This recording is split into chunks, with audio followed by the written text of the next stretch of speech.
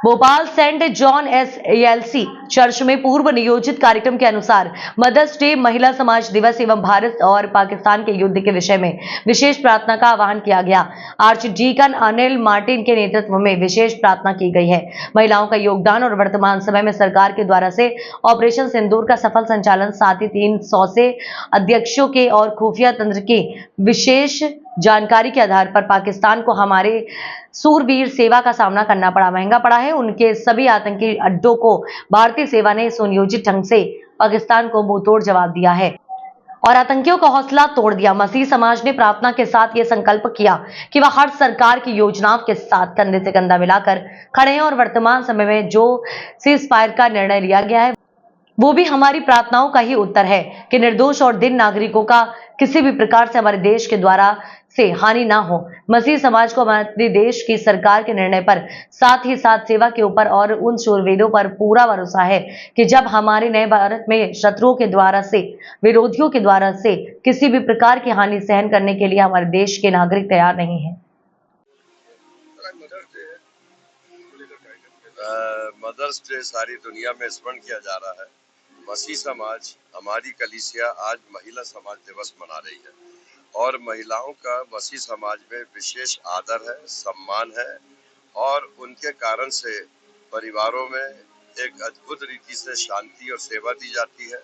पति की, बच्चों की, समाज की, संस्कृति की, धर्म की और उन संस्कारों की जो हमारे देश में पाए जाते हैं। आज का दिन मसीह समाज विशेष रीति से भारतवर्ष में शांति, सुरक्षा और सब प्रकार से विकास और उन्नति के लिए प्रार्थना कर रहा है, क्योंकि हमारा देश दुर्भाग्यपूर्ण स्थिति का सामना कर रहा है। आतंकवादियों ने आकर के हमारे देश के निर्दोष और निष्कलंक नागरिकों को जो रमणीय स्थानों का भ्रमण करने गए थे, उनकी जनहानि की है।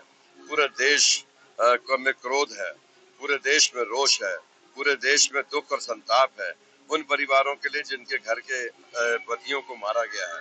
ऑपरेशन सिंदूर के लिए हम धन्यवाद देते हैं ईश्वर का। हमारी सरकार, हमारे तीनों सेना अध्यक्ष, हमारी खुफिया एजेंसीज, हमारे सारे सैनिक, सारे सेनापति जो सीमावर्ती इलाकों में जल, थल और वायु में विरोधियों का, शत्रुओं का सामना कर रहे हैं, उनकी सुरक्षा के लिए हम प्रार्थना कर रहे हैं। हमारे देश की सुख और शांति के लिए प्रार्थना कर रहे हैं।